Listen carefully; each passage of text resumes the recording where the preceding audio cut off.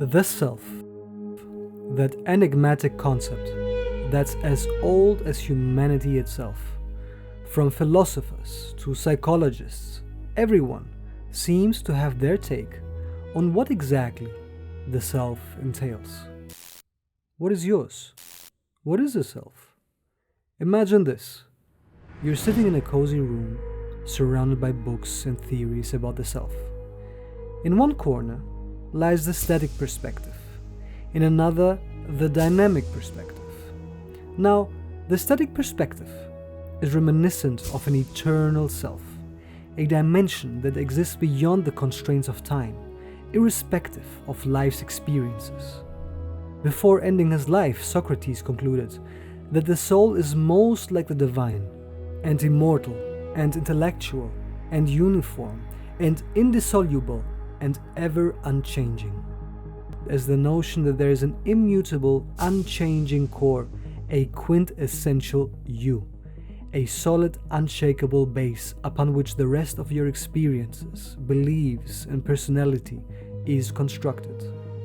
It persists, providing a thread of unity amidst the chaos of cognition and experience, a single subject facing the multitude of objects, like the North Star, providing a constant reference point in the ever-changing skies of existence.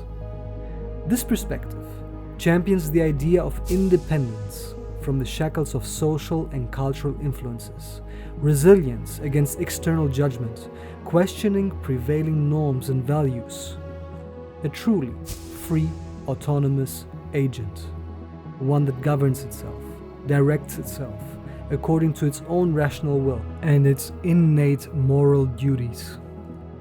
On the other hand, the dynamic view beckons us to ponder the self as a canvas, waiting to be painted upon, where the self is more evolving, not a fixed entity, but a continuous process, fluid and flexible, continuously adapting to the tides of time.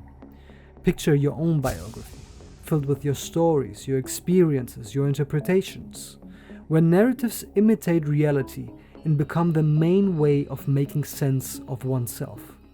The only constant here is change. Everything flows, and within it emerge new chapters, new characters, new relationships, contributing to your ongoing life story. And in this journey, you are the story, the protagonist, and the author. Or, as Foucault put it, there is only one practical consequence. We have to create ourselves as a work of art. In this perspective, the self is not a fixed entity, but a malleable construct, sculpted by social and cultural factors.